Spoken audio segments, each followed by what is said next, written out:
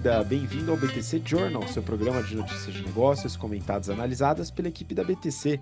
Meu nome é Gustavo Habib, eu sou instrutor de comunicação e negociação, e no episódio de hoje, dia 2 de agosto de 2024, falaremos sobre financials, resultados do McDonald's e estratégia, tendências de consumo, problemas que a rede pode vislumbrar ou já vislumbra, e também vamos falar sobre o IPO da Lineage, né? O IPO foi o maior do ano nos Estados Unidos até então. Depois a gente vai falar de competição e antitrust, vamos falar da multa no Booking e os resultados da empresa também, modelo de negócio, e a Meta, que está para tomar sua primeira multa da União Europeia no antitrust. Por fim, na discussão do Journal, falaremos sobre flexibilidade no trabalho, felicidade e retenção. A gente vai fazer uma pequena discussão sobre esse tema. E para me acompanhar, estão aqui os instrutores, né? O primeiro aqui que eu vou apresentar, instrutor de negociação e estratégia, Yuri Salomone. Bem-vindo de volta, Yuri. Olá, Habib, olá, ouvintes. Finalmente consegui ajustar a agenda aqui. Este mês de julho está absolutamente intenso. Treinamentos na BTC, várias demandas no trabalho convencional aqui, Habib. É um prazer estar aqui com vocês. Bom dia, boa tarde, boa noite, seja lá o momento que você está escutando ou nos assistindo nesse podcast. Habib, muitas notícias bacanas, o mercado no qual estou inserido, dá para aprofundar um pouco mais a análise. É um prazer estar aqui de novo nessa excelente bancada. Eu que agradeço, é um grande prazer tê-lo aqui e também com a gente, nosso instrutor de finanças e modelagem, Guilherme Goraeb. Gui, bem-vindo de volta. Fala, Habib, fala, Yuri. Olá, ouvintes, espectadores, um prazer estar aqui com vocês. Finaleira de julho, entrando em agosto. Frio chegou, né, Habib? Tô vendo que você está de casaco aí. Caíram as temperaturas em São Paulo? Cara, caíram as temperaturas, o tempo tá completamente maluco, o que atiçou a minha rinite e fez com que o meu nariz ficasse mais congestionado do que a rodovia dos imigrantes na volta de feriado. Mas o tempo gostoso, friozinho, né? Então a gente aproveita um pouquinho enquanto ainda não esquenta. Mas é isso, a gente tem uma série de notícias para falar hoje, pessoal. Antes das notícias, queria convidar você que está nos ouvindo aqui, tem a última chance, última mesmo, hein? Porque o curso vai começar no sábado, o dia seguinte desse episódio saindo aqui, e na semana consequente, a gente vai dar início às aulas do General Business Program, nosso curso de negócios voltado para quem está entrando no mercado de trabalho, quem está buscando estágio, programas de trainee, consultorias estratégicas, mercado financeiro, quem está no fim da faculdade ou até 4 anos de formado ou formada, vai certamente fazer um belo uso desse conhecimento todo que a gente trabalha junto com vocês em um semestre de curso. A gente tem mais de 10.500 alunos formados pela BTC, boa parte dessa turma já atua nas principais empresas, nas principais áreas, com carreiras muito legais, remunerações muito atrativas. Então, se você quiser acelerar sua carreira, aumentar suas chances de ter uma vaga mais legal, uma oportunidade profissional mais interessante, o General Business Program foi desenhado para você. O link está aqui na descrição para você participar. E se você tiver interesse em se desenvolver através de outros cursos da BTC, que saiu modelagem, pricing, dentre outros temas, a gente está também com inscrições abertas para diversos desses cursos. Também o link na descrição aqui do episódio, seja no Spotify, seja no iTunes ou Apple, seja no YouTube, onde quer que você esteja nos acompanhando. Aproveito e peço também para você seguir a gente lá no Instagram, @instabtcompany, e acompanhar de perto as nossas novidades. Bom, vamos começar aqui, pessoal. Eu trouxe algumas notícias e vamos começar falando de financials. Neofeed. No McDonald's, a inflação fez os consumidores ficarem em casa. Yuri, vou te falar uma coisa. Para mim, soa até uma certa surpresa a preocupação específica do McDonald's com a inflação e a mudança de consumo. Eu queria saber se você tem mais alguns pontos de preocupação aí do McDonald's nessa última divulgação de resultados. Boa, Habib, vamos lá. Sim, eu tenho. Vamos acompanhar a notícia aqui na análise, eu vou falar sobre ela. Bom, McDonald's, três pontos principais: vendas bruta.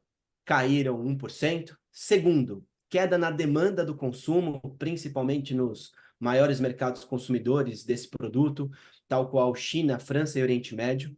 E terceiro, custo do produto nos Estados Unidos, que é um dos mercados mais demandantes aí, com mais presença dessa franquia do McDonald's. Beleza, deste modelo de negócio, né? Item 1, vendas caíram 1%. Historicamente, primeira queda pós-pandemia. Receita bruta caiu 0,1 bilhões de dólares, algo em torno de 100 milhões de dólares. O lucro líquido caiu 12%. Aí é engraçado, né? Caiu 12%. Nossa, caiu muito. Sabe quanto ficou? 2 bi de dólar. Então, um lucro líquido de 2 bi de dólar é muito dinheiro, mas óbvio, uma queda expressiva que o varejo alimentício ou alimentar aí, a gente tem que acompanhar, né? Sobre o segundo ponto, que é a queda da demanda do consumo, basicamente, visitas em loja na China, na França e no Oriente Médio diminuíram. Aqui tem uma gestão de crise. Por que que diminuiu? Tem um boicote ao consumo de produtos do McDonald's devido à percepção de que o McDonald's apoia Israel na guerra contra o Hamas, então um conflito geopolítico. Oficialmente, o McDonald's não apoia, mas extraoficialmente as redes sociais expõem esta crise. E o terceiro ponto, custo nos Estados Unidos. Então, lá pelos Estados Unidos, a inflação persiste, o momento político é delicado, o Biden não vai mais concorrer às eleições, quem vai ser colocado como pessoa a concorrer pelo lado democrático dos Estados Unidos e concorrer com o republicano Donald Trump. Enfim, é um momento controverso aí por parte das pessoas que vivem nos Estados Unidos. E aí tem um outro ponto que é a redução do consumo, ou procura por itens mais baratos. E, por fim, guerra de preço. Então, a guerra de preço foi anunciada por nós aqui, avaliamos tanto no BTC Journal quanto no BTC News, o Renato Aracaki fez uma excelente análise, comentando sobre os ciclos de guerra de preço, que a cada 2, 3 anos tem essa movimentação. A guerra de preço entre Burger King, McDonald's, Wendy's e afins começou em junho, dia 25 de junho. Era para terminar no final de julho, durar aí um mês, mas ela foi estendida para agosto. Ou seja, a guerra não acabou. Não houve aí bandeira branca por uma das partes. No ano, a ação do McDonald's cai aí na ordem de 15%. Muito interessante, essa é a notícia nua e crua sobre os assuntos. Mas, Habib, Goraieb e ouvintes, eu gostaria de trazer um assunto a mais, que tem preocupado muito o varejo alimentício no mundo, que é a redução do consumo excessivo de comida por parte do ser humano e a trava no consumo que é dado por um remédio chamado Ozempic. A gente comentou sobre o Ozempic aqui e há uma preocupação real por parte dos varejistas de alimentos em relação à diminuição do consumo de produtos industrializados, principalmente, do fast food, principalmente. E as pessoas passam a comer melhor, elas emagrecem, enfim, tem lá a redução do apetite, que é a função do remédio, e passam a comer legumes, frutas, hortifruti. Hortifruti é muito mais difícil de operar. Hortifruti, ele tem um prazo de validade menor. Um hortifruti, ele tem um risco do capital excessivo, tem um manuseio do produto mais delicado, ou seja, é mais caro vender isso. Dado este cenário, o risco aumenta. Então, o produto industrializado que tem 3, 4, 6 meses de prazo de validade deixa de ser prioridade na gôndola, passa a ter prioridade a área de frutas e hortifruti, que é mais difícil, inclusive, de empilhar, de deixar ali na grade da gôndola do mercado, enfim, do supermercado. Então, olha quantas dificuldades terão os operadores de varejo alimentar nos próximos anos. Então, óbvio que a parte de consumo, de crise, de visita em loja, gestão de crise aí política acontece, mas fatores intangíveis também estão na mesa. Então, eu quero acompanhar bem isso de perto. Sempre que houver notícias sobre esse assunto, eu vou trazer aqui para discussão. Mas é o que eu sempre digo, Habib, quando você lê uma notícia, de fato, saia dela e olhe de maneira holística o cenário. Às vezes, aquele recorte, ele está guiando você para um raciocínio que não necessariamente é o raciocínio completo sobre aquela operação. Então, fica aí a dica para analisarem o contexto junto aos remédios e evolução do consumo de comida no mundo. Óbvio, temos que ser mais saudáveis, né? Já descobrimos que comer fast food o tempo todo não é saudável, tem inúmeras provas aí científicas. Então, cuidado com a sua alimentação, ouvintes. Pois é, agora me impressiona, viu, Yuri, o fato de que realmente os varejistas estão preocupados com a redução do consumo total de alimentos devido ao uso de Ozempic. Isso para mim foi uma surpresa e ao trazer esse aspecto, você ilustra tanto a popularidade do Ozempic, né, que não para de sair notícia falando sobre o remédio, as farmacêuticas tentando reproduzir o mesmo efeito, etc. A gente já falou sobre ele num episódio aqui, se você quiser acompanhar no passado, dá uma olhada no histórico. A gente falou, fez análise da farmacêutica responsável pela produção do Zempic, dentre outros aspectos.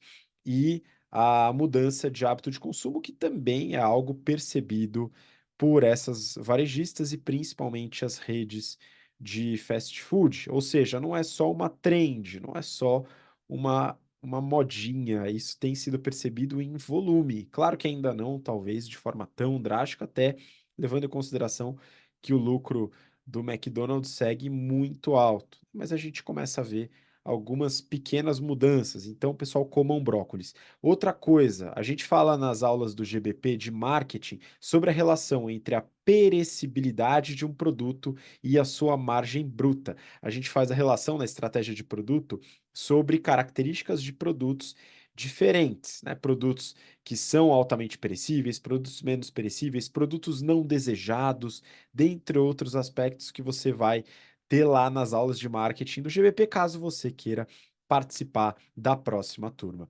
Bom, vamos dar sequência, pessoal. Só antes de dar sequência, né? Só retomando o que o Yuri falou sobre guerra de preço, a galera gosta muito de dar cupom em guerra de preço, né? E eu vou te falar que eu gosto de dar cupom dentro ou fora de guerra de preço. E para isso, eu tenho que falar da Insider, que inclusive o Gui comentou sobre o friozinho, né? Eu tô aqui com o meu pullover aqui da Insider, né? A minha blusa que a Insider, de forma muito gentil, me ofereceu e eu uso direto, porque realmente é muito boa. A gente só comenta sobre a Insider aqui porque os produtos de fato agradam a gente, tá, pessoal? As camisetas duram pra caramba, essa blusa também, tô usando direto e dura pra caramba. E é o seguinte, está chegando o Dia dos Pais. Pois é, não esqueça daquela pessoa que te aturou por muitos e muitos anos e ainda te atura eventualmente na sua casa ou fora dela. E é o seguinte, se o seu pai também só responde com um joinha lá no WhatsApp as suas mensagens, ele merece um presente da Insider. E outra coisa, se ele responde com muitas palavras, também merece, tá bom, pessoal? E a Insider trouxe um negócio que eu achei bem interessante, que é o Member Get Member, né? Uma promoção para você conseguir trazer mais pessoas, e especificamente seus pais aí, né? O seu pai, que para você que está ouvindo, se você indicar o seu pai, você pode ganhar R$ 150 de desconto para ele e para você, né? Num valor mínimo de compra de 350. Como é que faz para conseguir esse desconto para você e para o seu querido papai, né? Você indica o e-mail do seu pai na página de agradecimento na hora de fazer sua compra, ele vai receber o cupom de desconto e assim que ele usar, você também ganha o seu cupom de R$ 150 para usar na loja da Insider com as condições que eu falei agora há pouco. Usa o cupom BTC que está aqui embaixo para poder ter acesso ao seu desconto, que é um desconto especial dentro da loja da Insider na promoção de Dia dos Pais, e o link também aqui embaixo para você aproveitar e garantir o presente aí para o seu papai no Dia dos Pais. Eu estou muito contente aqui, né? Esse ano vai ser o meu segundo Dia dos Pais. E eu ainda estou no aguardo do presente, né? Vou começar a cobrar. Meu filho, ele ainda não fala, né? Mas quando ele falar, eu já vou falar para ele. que tem alguns presentes atrasados, né? Enfim, vamos seguir. A gente vai dar sequência agora falando sobre outra notícia do Neofeed. O maior IPO do ano nos Estados Unidos é uma fria, entre aspas, em um belo trocadilho realizado pelo Neofeed. Eu queria que o Gui comentasse sobre o IPO da Lineage. Bora lá. Bom, a Lineage é uma empresa que foi fundada lá em Michigan, nos Estados Unidos, em 2008, né? E desde a pandemia, ela viu uma demanda crescente por armazenamento refrigerado, que é o que a Lineage faz da vida. Ela aproveitou esse cenário para fazer captações e partir para as aquisições. Em 2021, ela captou 1,9 bilhão de dólares, sempre dólar aqui, né, pessoal? Empresa americana. E em 2022, em janeiro, foi 1,7 bi. E no final de 2022, em dezembro, mais 700 milhões de dólares para um total de 4,3 bi captados em menos de 2 anos. A última captação, em dezembro de 22, avaliou a empresa em cerca de 18 bilhões de dólares.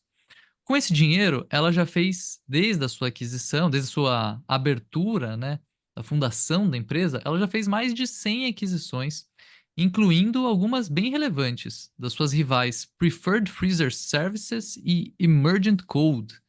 Só as duas aqui por um valor combinado de 1,9 bi de dólar. Agora, dia 25 de julho de 2024, ela realizou a sua abertura de capital, o IPO, né, vendendo pedaços da empresa, vendendo ações aí a mercado para quem quiser comprar. Ela teve sucesso nesse IPO, ela vendeu todas as ações que ela tinha planejada no lote inicial e no lote sempre tem uma reservinha que o pessoal guarda ali se tiver bastante demanda para vender a mais, né? Eles venderam tudo do inicial, que era proposto, e desse lote adicional, e captaram mais de 5 bilhões, 5,1 bilhões de dólares nesse que é o maior IPO deste ano de 2024 até este momento. De acordo com a empresa, o capital vai ser usado para propósitos corporativos gerais, o que pode incluir o pagamento de dívidas de curto prazo, né? Eles mencionam especificamente o termo revolver debt. Bom, hoje a empresa está avaliada em cerca de 21 bilhões, que é 16% acima da última captação há 18 meses. Na narrativa que eles construíram, a narrativa que a matéria trouxe aqui, fala muito sobre captação para comprar concorrentes e para consolidar mercado, né? Mas olhando um pouquinho dos números deles, dos resultados, e até olhando essa divulgação que eles fizeram, né? Falando especificamente, a gente vai usar isso aqui para propósitos gerais. Eles não deram nenhum objetivo de crescimento para esse dinheiro, né? Só propósitos gerais, inclusive, eventualmente a gente paga uma dívida, uma coisa assim, né? Então, me parece que ficou claro ali que eles não estão querendo falar, mas que eles estão captando para pagar a dívida, né? Então, eu imagino que além dessas captações que eles já fizeram nos últimos anos, eles se entubaram de muita dívida para conseguir fazer todas essas transações que eles fizeram. Então, o IPO vem para dar uma aliviada na alavancagem financeira da empresa, né? Dando uma olhadinha no resultado, parece que é por aí mesmo, porque eles estão já, pelo menos desde 2021, só tomando prejuízo na cabeça. Então, quando você fica tomando prejuízo, também vai precisar captar para financiar essa operação deficitária, né? Habib, você deu uma analisada no prospecto, o que você encontrou lá? Eu consegui comprovar essa sua tese, hein, Gui? Vamos lá, é o seguinte, fazia tempo que eu não vi um prospecto de IPO, tava até perdendo a prática, hein? Mas voltando aqui, conferindo lá o prospecto, uma coisa que eu acho que vale comentar é que é um REIT, né? A gente está falando aqui de um REIT, um Real Estate Investment Trust. É um análogo de um fundo imobiliário. Não é exatamente um fundo imobiliário, porque não é a estrutura de um fundo, é a estrutura de uma empresa. Pode alavancar, tem governança de empresa, mas tem algumas características específicas. Por exemplo, a distribuição de dividendos mensais, trimestrais ou semestrais, em geral com alto dividend yield, né, ou costuma distribuir mais em relação ao valor da ação. Esse, no caso, REIT, é um REIT voltado para armazenamento em temperatura controlada, né? Eles têm uns 480 galpões, mais de 13 mil clientes. Isso tudo estava lá no prospecto do IPO de junho. A empresa teve no primeiro TRI de 24 uma receita de 1,3 bi, uma métrica aqui que eles avaliam bastante, que é o Net Operating Income, né, o lucro operacional líquido, de 444 milhões, que dá uma margem de 33%, uma margem alta. Só que prejuízo líquido, 48 milhões nesse primeiro quarter, e nos últimos 3 anos, o resultado anual deu prejuízo, como o Gui comentou. E aí eu fui atrás da estrutura da dívida da empresa. Afinal, né, dado que havia essa possibilidade que ela estaria fazendo IPO para pagar a dívida, pude comprovar essa informação aqui, de certa maneira. Eles têm uma dívida líquida, né, fechado no final de 2023, aumentou um pouquinho para o primeiro quarto de 24, de quase 9 bi de dólares. E eles divulgam um EBITDA ajustado, também do ano de 2023, de 1,2, perto de 1,3 bi de dólar também. O que nos dá uma alavancagem, fazendo uma análise de dívida líquida sobre EBITDA de quase 7 vezes. 7. É muita coisa, é muita dívida para pouco resultado. Apesar de gerar caixa, eles também falam dos funds from operations, né, o caixa devido à operação, ser positivo. A empresa tem uma estrutura de dívida muito, muito forte, é muito endividada, o que me dá um bom sinal de que ela vai usar parte desses recursos para reduzir esse endividamento. Isso se mostra também através do próprio P&L, do próprio DRE, onde você tem um lucro operacional alto, uma margem operacional alta, para um prejuízo líquido, mostrando que no meio do caminho entre a operação e o resultado líquido tem um grande ofensor. Esse grande ofensor é conhecido como resultado financeiro, que vem através das altíssimas e talvez um pouco caras aí, dívidas que a Lineage tomou ao longo dessa expansão. Então a gente vai acompanhar aí, ela acabou de fazer o IPO, e os resultados serão divulgados com frequência, a gente vai acompanhar para ver se ela realmente vai usar para pagar essas dívidas, se esse balanço vai ficar um pouquinho mais limpinho para a gente ver se a empresa de fato consegue seguir com as suas operações de forma lucrativa. Eu acho que pode sim, se pagar boa parte das dívidas com esses fundos que entraram. Vamos dar sequência, pessoal. Agora a gente vai entrar numa outra parte aqui do nosso BTC Journal, falando sobre competição e antitrust, aqui também com algumas multas. Eu vou começar com o valor econômico aqui. Booking.com é multada em 413 milhões de euros por práticas desleais à concorrência na Espanha. Yuri, você que é nosso especialista no mercado de turismo, eu queria que você comentasse um pouco sobre essa notícia e fosse além, tá? Falando um pouco mais sobre o modelo de negócio da Booking. Vamos lá, Habib. Primeiro eu vou começar pela notícia, né? Então, essa multa aí, ela se deve a três principais pontos que os hotéis têm contestado a Booking. Lembrando que a Booking é a maior OTA do mundo, que concentra a empresa que liga a demanda à oferta, né? Então, de maneira virtual, online. Mas vamos lá. Quais são os três principais pontos críticas dos hoteleiros em relação à Booking? Primeiro, preço do anúncio. Então, um hotel, um quarto de hotel, só pode ser anunciado na Booking se na Booking tiver o menor preço. Isso é absolutamente delicado para quem quer anunciar, porque se eu, como hoteleiro, quiser fazer uma promoção, eu não consigo, porque a Booking é o meu limite inferior. Mas a Booking pode variar o preço dela como quiser, lógico, com limite inferior, para cima e para baixo. Então, isso tem que ser aí ajustado. O segundo é o programa de fidelidade, de relevância que a Booking vende aos seus anunciantes. O famoso SEO da Booking. Então, é o AdWords da Booking. O hoteleiro vai lá e paga para ter relevância. E aí há uma falta de transparência nos dados e nas ações para garantir se o quanto se gasta tem um retorno adequado.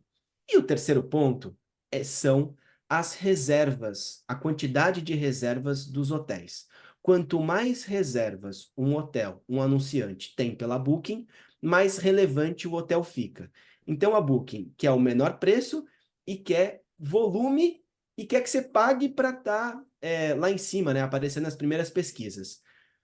Óbvio que isso fica gera um risco para o hoteleiro, gera um risco para quem está anunciando de centralizar a sua operação, o seu ativo inteiro num player só. Lembrando que temos outras OTAs, tem a venda direta e tem os agenciadores, né? Pessoas que vendem lá em nome do hotel. Então, tem vários caminhos para se vender a hotelaria, a hospedagem.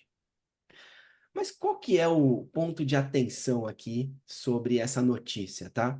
Há uma concorrência desleal, principalmente com aluguéis de temporada. Então, pessoas que têm casas ou pessoas que têm apartamentos e anunciam, por exemplo, no Airbnb. Então, o Airbnb veio com esta pegada, é um case, é um modelo de negócio, mas o Airbnb, ele, ao pagar o anunciante, então, eu tenho um apartamento, anuncio no Airbnb. Quando o Airbnb vende, eu recebo esse dinheiro. Esse dinheiro que eu, como vendedor, pessoa física, pago, recebo, eu não pago imposto. Há muitas pessoas que não pagam o imposto do Airbnb. Isso é muito delicado. Então, se você tem lá uma casa na praia e você aluga pelo Airbnb, você declara isso no seu imposto de renda aqui no Brasil? Não precisa me responder. Mas dados mostram que muitas pessoas não declaram. Então há uma evasão fiscal por parte do governo. Logo, o governo apoia a hotelaria contra essa OTA, esse modelo de negócio que a Booking copiou do Airbnb. Porque a Booking começou a perder relevância e pensou, poxa, se eu não tiver o aluguel por temporada também, eu perco volume, eu perco tráfego e eu não quero isso. Então, a Booking igualou ali, começou a vender o aluguel por temporada, que não são os hotéis. Qual que é a consequência disso? Numa cidade, a infraestrutura, ela é mensurada, ela é calculada, ela é estruturada para um certo volume de ocupação da cidade. Sei lá, 70%, 80% das casas e apartamentos, com pessoas usando água, esgoto, energia e afins. Quando eu tenho um aluguel por temporada, aonde eu consigo ocupar 100%, porque eu junto oferta e demanda, a demanda por infraestrutura aumenta e as cidades não estão preparadas, não é só no Brasil não, é no mundo, para receber o volume de pessoas que OTAs colocam em mesorregiões com sazonalidade. Vou dar o exemplo do litoral sul de São Paulo, Guarujá, Praia Grande. Ali tem uma taxa de ocupação de cerca de 80% na alta temporada, na altíssima temporada de janeiro. Chegou a quase 95% no último verão, em função de Airbnb, Booking e afins.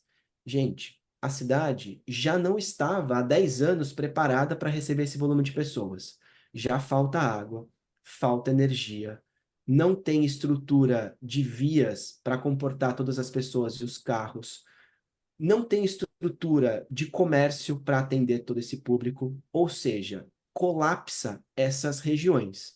Então, aí um acordo é, extra entre governos e pagadores de impostos e afins, que tem essa briga aí oculta, tem essa briga cinzenta que ninguém vai lá e briga para que o anunciante de fato pague o imposto. Além disso, o Airbnb, a Booking não tem sede no Brasil, então não paga imposto aqui, envia o dinheiro para fora, paga imposto em outro lugar, mas a renda é gerada aqui e não é convertida, o imposto não é convertido para arrumar a infraestrutura. Então, olha a guerra que a gente cria com este modelo de negócio, que é disruptivo, que é bacana.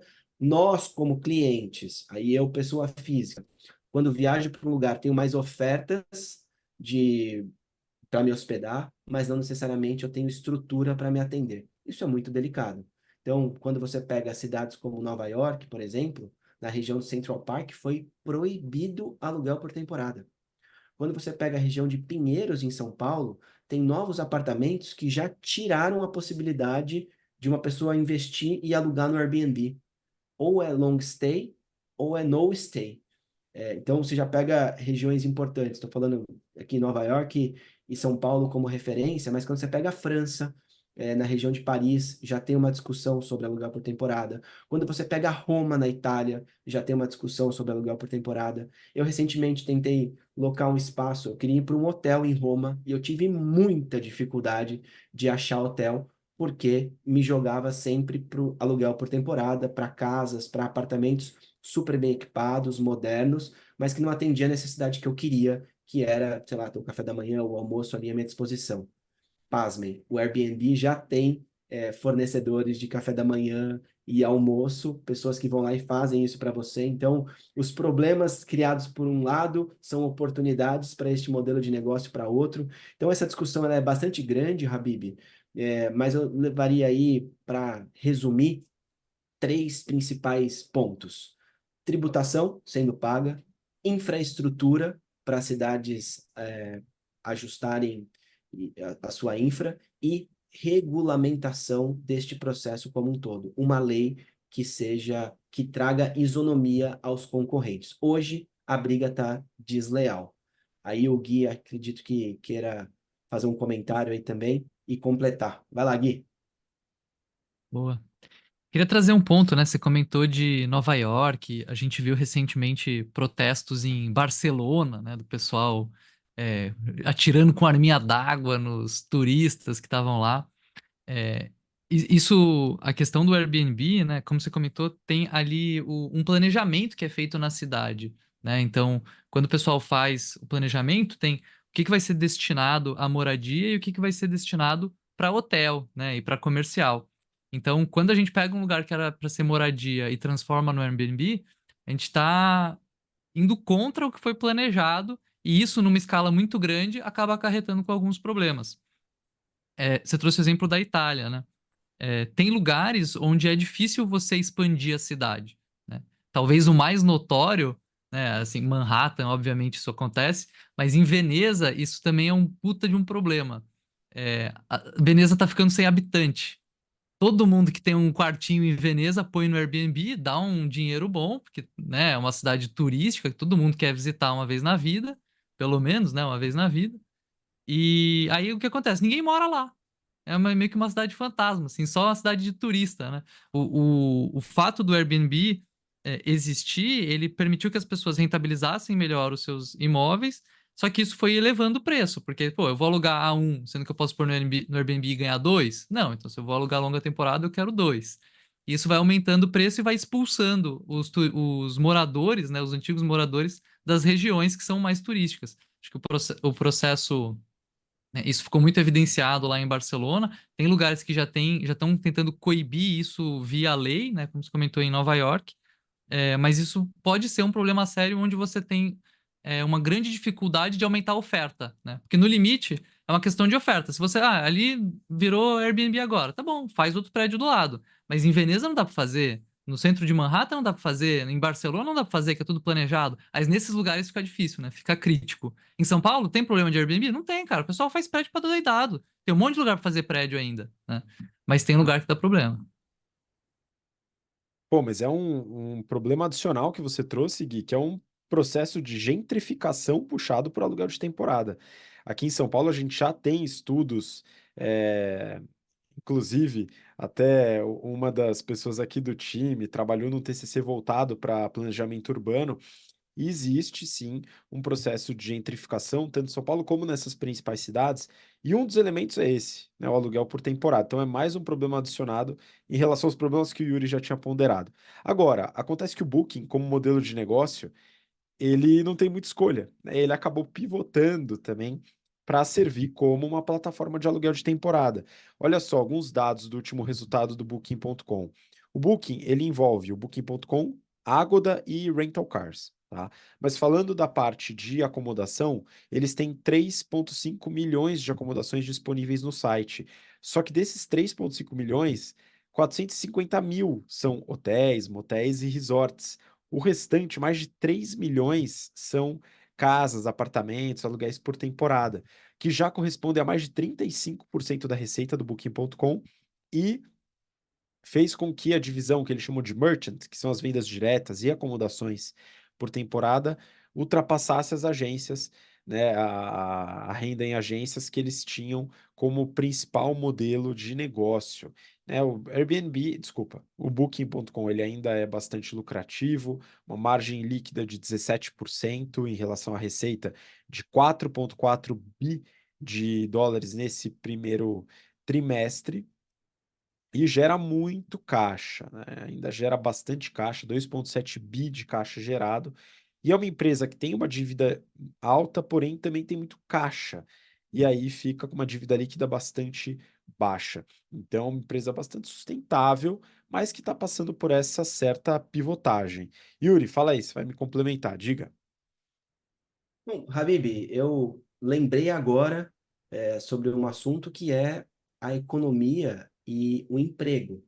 Um hotel, o setor de serviço, ele emprega muito, é o setor que mais emprega tanto pessoas em estado de vulnerabilidade, pessoas entrando no mercado de trabalho sem formação e volume de pessoas. Então, olha a vantagem disso. Quando eu coloco um aluguel por temporada, é uma pessoa alugando um quarto. Será que ela emprega a quantidade de pessoas que um hotel emprega? A resposta é não, tá? Então, você pode gerar um problema social, além desse de infraestrutura e todos os outros que a gente ponderou. Lembrei agora que a gente pode criar um problema social do desemprego. Então, ou do subemprego, porque você vai, como pensa você anunciando uma casa de veraneio. Você vai ter lá uma pessoa te ajudando a limpar, arrumar o gramado. Você vai registrar essa pessoa, CLT, aqui no Brasil, né? Ou você vai pagar ela em dinheiro ali e sonegar o imposto ou não pagar o imposto. Então, olha, além da evasão fiscal, o problema social do desemprego que pode ser gerado em função de não usar a hotelaria convencional em detrimento do aluguel por temporada.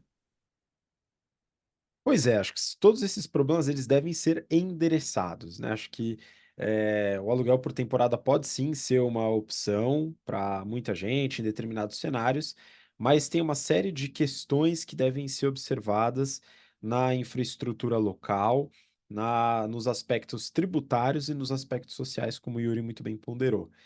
Muito bom. Se você tem algum comentário, alguma ponderação, quiser adicionar essa discussão, comenta aqui no YouTube, no Spotify, tem espaço para você deixar seu comentário e agregar ainda mais a esse tema que a gente muito possivelmente vai voltar a trazer nos próximos episódios, beleza? Não esquece de deixar seu comentário, já deixa um like, segue, né? Recomenda a gente no Spotify se você estiver gostando do episódio também. Vamos dar sequência? Aproveitar que a gente falou da multa, que foi o primeiro tema aqui no Booking. Valor econômico. Meta está prestes a receber primeira multa da União Europeia em medida antitrust. Pois é, a União Europeia está indo com tudo para cima da Meta, hein, Gui? E aí, como é que você vê esse caso? Pois que bater na meta, vão dobrar a meta, né, cara? Tenho a impressão de ser um déjà vu isso aqui, falar de meta, União Europeia, multa, né?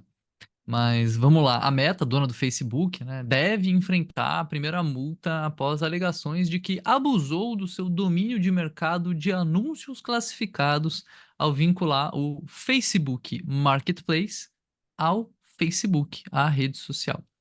Os reguladores podem informar o Facebook que a rede terá que criar uma versão separada da sua plataforma de anúncios classificados, o que permitiria que os usuários fizessem login no Marketplace sem passar pela rede social. Outra possibilidade das autoridades sobre os novos poderes da Lei de Mercados Digitais é forçar, não sei como, o Facebook a parar de usar dados de plataformas de anúncios rivais para competir com eles. A multa aqui pode atingir até 10% das vendas anuais. Vamos ver se vai ser algum valor relevante, se é que vai sair alguma multa, né? Bom, segundo um porta-voz da Meta, as alegações não têm fundamento nenhum, o que é de se esperar como posicionamento da empresa, né? E eu confesso que também parece algo meio estranho, assim, você exigir que o Facebook Marketplace não seja conectado ao Facebook, né. Bom, a ver cena dos próximos capítulos, né. Vamos ver se o Facebook vai fazer alguma coisa, se ele só vai brigar, se ele vai tomar uma multa que não vai ser relevante, vai seguir o jogo. Porque às vezes tem essa também, né, Habib? O pessoal tem o medo de tomar uma multa, mas fala: "Não, vai dar tanto trabalho resolver isso aí, deixa o regulador pôr uma multa e segue o jogo". Eu imagino que isso possa ter acontecido em algum momento. A União Europeia ela tá indo com força em cima das redes sociais em diversos aspectos, né?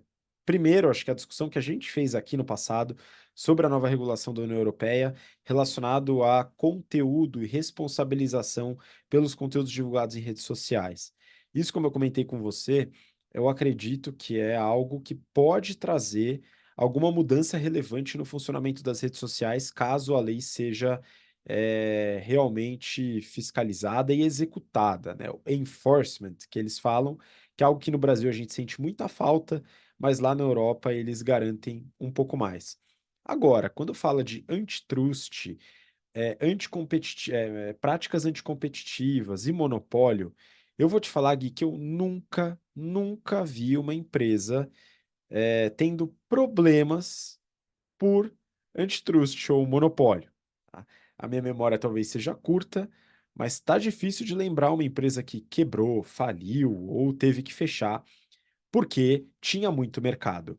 A gente vê órgãos que regulam tendo algumas ações, multas em casos aqui, casos ali, mas nada que mudasse muito a realidade. Então, acho que em relação a esse aspecto do antitrust do Facebook Marketplace, dificilmente veremos grandes mudanças estruturais na meta, né? Mas em relação aos outros aspectos da legislação, aí sim eu acho que pode ter alguma grande mudança. Fala aí, Gui. Boa. Não, queria só comentar que você trouxe esse tema do monopólio, né? E o último livro que eu reli aqui é o De Zero a Um, do Peter Thiel, e ele no começo fala muito sobre a questão do monopólio, né? E como as empresas que estão em mercados muito competitivos ficam se exaltando, né? Tentando fazer parecer que elas são mais do que o que realmente elas são, em termos de relevância no mercado, enquanto que empresas que efetivamente são um monopólio, muitas vezes falam, não, eu estou no mercado maior, eu sou um peixe pequeno, né? Porque ela quer gozar dos benefícios de ser um monopólio sem ter o escrutínio das autoridades em cima de um monopólio, né? Pois é, que surpresa, a empresa tentando se safar de alguma responsabilidade. Mas acontece. Está no De Zero a Um, que eu inclusive li e recomendo, livro muito bom para quem tem interesse em empreender, entender um pouquinho mais sobre modelos de inovação, modelos de negócio, é um belo livro. E agora partimos para a discussão do BTC Journal dessa semana. Peguei do valor econômico. Flexibilidade aumenta a felicidade e a retenção no trabalho, diz pesquisa. Gui, vamos lá, vamos começar. Na semana passada, a gente falou também sobre aspectos dentro do trabalho, tá? E agora a gente fala sobre flexibilidade. O que você pode dizer sobre a pesquisa e complementar aí com algumas novas informações para a gente iniciar aqui nosso bate-papo? Bora lá, Habib. Boa, então, para surpresa de um total de 0 pessoas, a autonomia está correlacionada com a felicidade e a retenção no trabalho. Ou, nas palavras da reportagem, ter controle sobre o próprio tempo torna os trabalhadores mais felizes e mais propensos a permanecer em seus empregos. A pesquisa foi realizada pelo Families and Work Institute, ou Famílias e Trabalho, né, o Instituto das Famílias e Trabalho, e ouviu 1.516 trabalhadores nos Estados Unidos. As perguntas foram sobre satisfação no emprego e na vida, e se as pessoas sentem que têm tempo suficiente. É importante diferenciar 2 conceitos que eles trouxeram. O primeiro é a escassez de tempo, que ela é inversamente proporcional ao tempo livre, né? Ou seja, quanto mais horas do dia você trabalha, mais escasso é o seu tempo de lazer, né? O segundo conceito é o controle sobre o tempo, que está relacionado a ter autonomia quanto à programação. Ou seja, você pode ter o tempo escasso, você pode trabalhar muito, mas ainda assim ter autonomia, você poder definir em que momento do dia que você vai fazer cada atividade, né? Eu tenho 5 atividades para fazer no dia e eu escolho o que que eu vou fazer de manhã, o que eu vou fazer à tarde, se eu vou fazer academia na hora do almoço e, né, eu ter autonomia de tempo é o segundo conceito. O que que foi descoberto? Quanto maior o controle sobre o próprio tempo, ou seja, quanto mais flexibilidade a pessoa possui nos seus horários de trabalho, maior a satisfação no trabalho e na vida. também é verdade que quanto maior a sensação de escassez de tempo, menor é a satisfação com trabalho e vida. Até aí, tudo dentro do esperado, tudo dentro dos conformes, né? O que talvez seja uma novidade é que a pesquisa concluiu que a autonomia, ou seja, a flexibilidade de tempo, influencia mais a percepção de satisfação no trabalho do que a escassez de tempo. Ou seja, o que deixa as pessoas mais insatisfeitas não é, né, marginalmente o menos tempo de lazer e família, a maior escassez de tempo, mas sim a inflexibilidade da agenda, a incapacidade de definir quando fazer as suas atividades. Os pesquisadores destacaram que as descobertas são particularmente relevantes quando a gente fala de trabalhadores do conhecimento que podem trabalhar remotamente, né? De acordo com os pesquisadores, políticas que permitem a flexibilidade e o controle do tempo pelos empregados, além de impactar positivamente o nível de satisfação dos funcionários, tornam as organizações mais acessíveis e equitativas. Bom, primeiro eu queria comentar que, do ponto de vista, né, o que eles trouxeram sobre autonomia, eu não vejo como nenhuma novidade, né? Falando em livros aqui, o Daniel Pink escreveu, publicou lá em 2011, né, mais de uma década atrás, o livro Drive, ou Motivação 3.0, como foi traduzido para o português, e ele fala que os fatores que motivam as pessoas no trabalho são propósito, autonomia e maestria, né? Então ele já estava falando ali da autonomia, pensando aqui em autonomia, entendo que muito no contexto de como eu faço uma atividade, mas acho que dá para a gente estender isso sem, né, nenhuma grande ginástica aqui para o quando eu faço uma atividade, né? Segundo, eu queria pontuar, queria ecoar essa frase final da reportagem, né? Como alguém que vive num contexto de trabalho 100% remoto há mais de 4 anos, esse é um fator muito legal que permite muitas coisas, né? Entre elas, a contratação de pessoas que residem em outros municípios, estados ou eventualmente até outros países, mas ele também facilita muito a contratação de pessoas que têm criança pequena em casa, né? Pais ou mães que precisam se dedicar um pouquinho para cuidar de criança, ou pessoas que estão voltando de licença maternidade, por exemplo, e que aí podem fazer pequenas pausas ao longo do dia para amamentar o filho, para dar alguma atenção eh, que seja necessária para o filho em casa, né? Eu também consigo me lembrar de gente muito competente, muito responsável, que eventualmente tinha algum evento familiar no meio do dia, né? Ou saía para ir na apresentação de final de ano da escola do filho. E dava conta de fazer o trabalho do dia, seja antes ou depois. Honestamente, não me interessava muito em que momento do dia que o trabalho está sendo feito, mas se o trabalho que precisa ser feito está sendo feito e dá para você ir ver seu filho dançar na escola, ótimo, né? Parece meio óbvio, né, que as pessoas vão ficar mais felizes com isso, né? Vivendo das 8 às 18 no escritório, das 9 às 5, seja lá o horário que você vive no escritório todos os dias, sem flexibilidade, isso não vai ser possível, né? Mas será que a entrega, né, não vai ser melhor tendo a flexibilidade e como a matéria trouxe aqui, a pessoa sendo mais feliz e satisfeita com o trabalho e com a vida dela? Acho que essa é uma provocação interessante. Como a própria pesquisa lembrou aqui na matéria, né, como a matéria, o jornalista lembrou, não dá, isso aqui não é um luxo para todo mundo, né, infelizmente. É um luxo que está mais concentrado para trabalhadores de conhecimento, né. Se você trabalha na indústria, né, operando um torno, se você trabalha fritando batata frita, você não vai ter essa flexibilidade, né.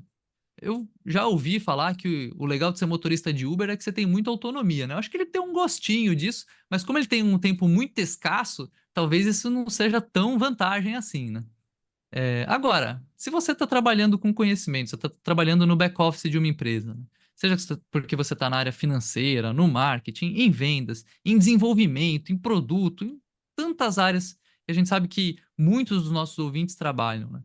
Será que já não dá para ter esse luxo de ser feliz no trabalho? O que vocês acham? E aí, Yuri, como é que você complementa essa discussão proposta aí pelo Gui? Cara, é, essa discussão é muito boa, né? Mas ela tem um recorte específico, que é as pessoas que têm possibilidade de fazer isso de casa, né? Então, o setor de serviço, uma indústria, é mais de 50% da população economicamente ativa do mundo. Então, eu preciso de pessoas hoje para atender. Então, com este recorte de pessoas que podem ser flexíveis, eu tenho certeza que a flexibilidade ela é necessária e sine qua non para o futuro dos negócios. Então, eu me tornei pai há 2 anos também, então estava aqui imaginando agora como que seria se eu não tivesse a flexibilidade de ir numa apresentação do Dia dos Pais, Habib, como você vai ter também, eu vou me sentir culpado o resto da vida. Então, ou vou deixar o trabalho de lado, posso causar um problema, né? Dito isso, organizar a própria agenda, eu acredito que a inflexibilidade dos gestores hoje tende a ser muito menor. Até, não sei vocês, mas independente se eu tenho ali a obrigação de estar das 9 às 6 em determinado lugar, obrigação de tempo, se eu fui escalado para num sábado de manhã, eu sou do varejo, num sábado de manhã, tá na loja para vender no shopping e de repente tem uma apresentação do Dia dos Pais, conversar com o gestor, mudar, ter essa folga, mudar o horário de trabalho, eu não acredito que seja impossível, tá? É óbvio que uma conversa, a sinceridade, a humanização do ser humano, ela ajuda nesse ponto. Então, eu queria trazer 2 comentários. Essa é o recorte, que é a possibilidade da flexibilização, e o uso do tempo. O uso do tempo para 3 importantes partes da nossa vida, que é cuidar do corpo, você precisa de tempo para fazer uma academia, um exercício físico. Cuidar da alimentação, você também precisa de tempo para ou fazer a sua alimentação, ou ir ao mercado, eliminar o fast food um pouco da sua vida, como a gente comentou na primeira notícia, se assim fizer parte da sua nutrição, da sua dieta. E o tempo para cuidar da mente, seja para exercitar o cérebro. O Gui, na notícia, citou 2 livros, então somos pessoas que lemos bastante. O Goraeb também, o Habib também colocou leitura como parte da vida dele. Exercitar a mente, seja numa meditação, seja numa leitura, seja no lazer junto com a família, enfim. Tempo, tempo, tempo, tempo. Agora, ocupar bem esse tempo, porque muitas das coisas que eu vejo hoje, e aí é uma crítica a mim também, e a principalmente as pessoas com as quais eu tenho relação no meu nicho social, de quando você tem tempo, você abre a rede social e fica rolando o feed do Instagram, por exemplo.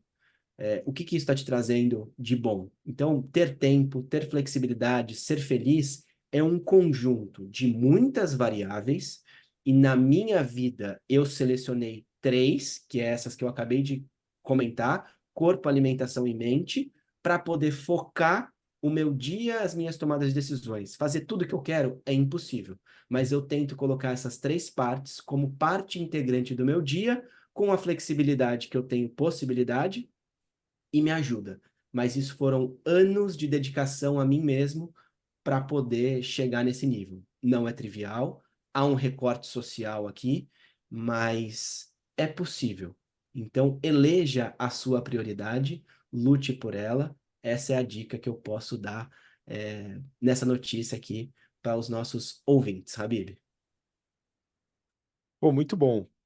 Eu queria complementar também, ressaltando uma eventual contradição entre os 2 pontos que o Gui colocou, que a notícia trouxe, falando sobre a flexibilidade do tempo, né? A escassez do tempo, ou seja, o tempo total dedicado à empresa e o que sobra para você fazer suas coisas, e a autonomia. Então, muita gente preza pela autonomia, a própria reportagem, né, alinhando o que a pesquisa fala, diz que a autonomia é mais importante, mas o mundo real, ele mostra que, em alguns casos, nesses trabalhos em que é possível o trabalho remoto, a demanda é tão alta, ou seja, o tempo é tão escasso, que a autonomia faz pouca diferença. Se você trabalha num lugar que exige de você 12 horas, 14 horas por dia, pouco importa, ao meu ver, a autonomia de tempo, né? Você não vai ter tanta escolha assim. E o mundo real, ele também é um pouco mais complexo, né? Fazendo com que você talvez não tenha tantas escolhas. Vou dar um caso concreto rápido aqui só para ilustrar. Saiu uma reportagem recente, recente de junho, tá? Então, 2 meses atrás, um mês atrás, a gente está gravando aqui 2 dias antes do episódio ir ao ar. A reportagem que eu acessei mostrou as médias de remuneração dos motoristas de Uber, que foi uma coisa que o Gui colocou aqui como exemplo, a questão da autonomia, flexibilidade.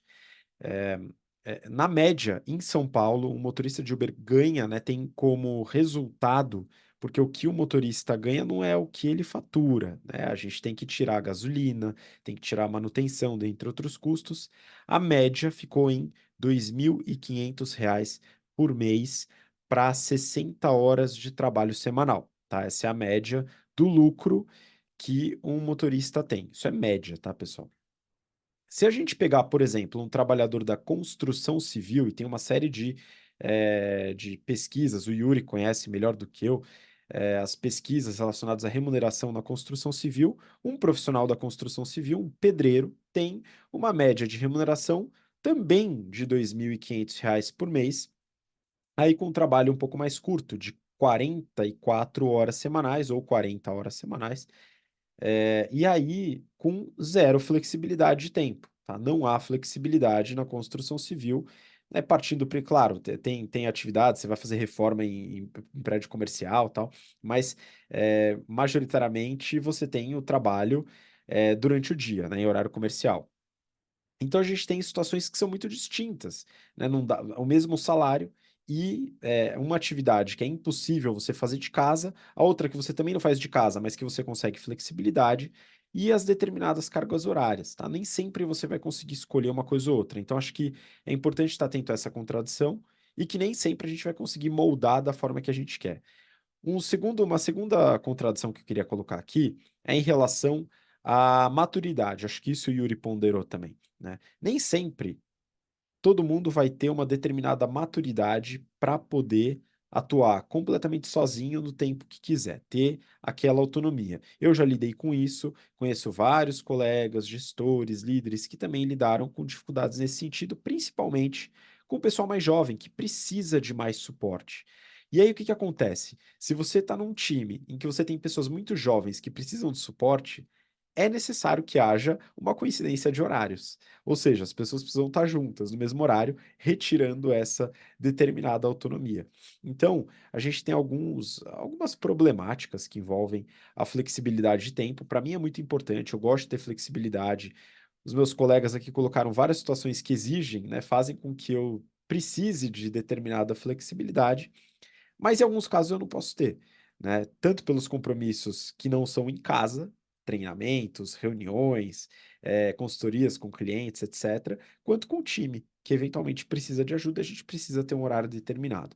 Tá? Então, acho que são essas as problemáticas que eu queria trazer em relação à flexibilidade. Gosto da ideia, é claro que é reduzida ao escopo muito pequeno de profissionais, mas, como eu tinha comentado com os colegas aqui também, boa parte do público que nos ouve tem essa possibilidade, atua em áreas em que o home office é uma realidade possível, né? Não necessariamente concreta, mas possível. Então eu queria trazer só esses 2 centavinhos aqui, e aí eu ia pedir para o Gui complementar, né? Se o Gui tiver mais algum ponto aí para trazer, e também trazer aí sua despedida aí para a turma para a gente ir encerrando o programa. Boa. Tava pensando nisso que você trouxe, né, Habib, de como a flexibilidade ela não é total, né? São níveis de flexibilidade que vão aumentando ali a nossa felicidade, satisfação, mas não é a flexibilidade absoluta, né? Você ainda tem compromissos que são síncronos, que acontecem, né? Tem reunião síncrona, seja com cliente, seja com gente do time, em que você precisa estar disponível naquele horário. Não dá, né? Pode ter conflito, você vai ter que dar um jeito de contornar conflitos de horário, né?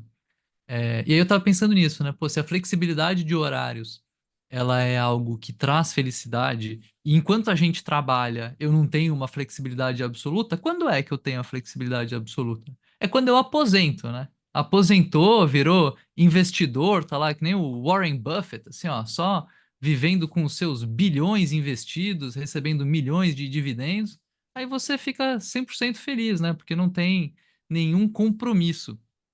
O que me lembrou também daquela curva, é a curva U, né? U-shaped curve, que é a curva da felicidade, né? para quem não sabe, já foi feito pesquisa sobre como que vai o nosso nível de felicidade ao longo da vida. Ele é uma curva U. Então, se você está nos seus 30, 40 anos e está tendo a famosa crise de meia-idade, saiba que você está no ponto baixo ali, você está no vale, no pior momento de felicidade da vida, estatisticamente. Fica tranquilo que agora é só subida, né?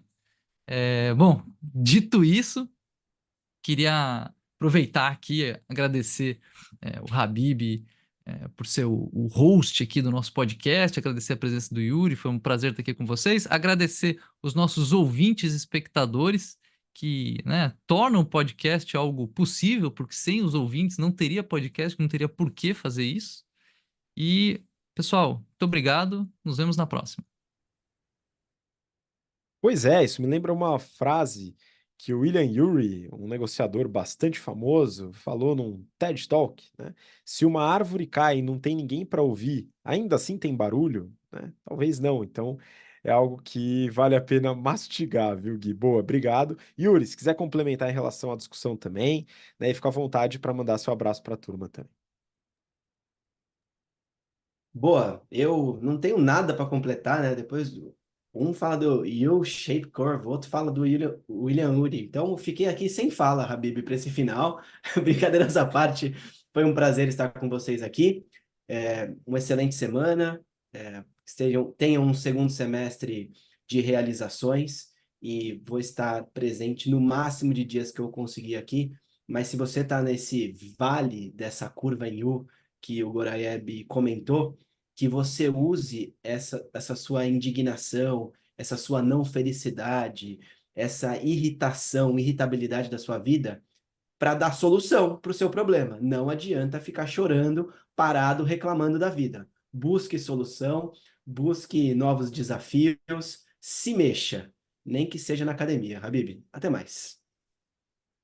Quem sabe, eventualmente aproveitando a flexibilidade do trabalho para se mexer de alguma forma, né? Obrigado, Yuri, obrigado, Gui, obrigado você que nos acompanha até agora, pelo interesse e pela paciência. Temos um encontro marcado na próxima semana para mais um episódio do BTC Journal. Um grande abraço, até lá. Tchau, tchau.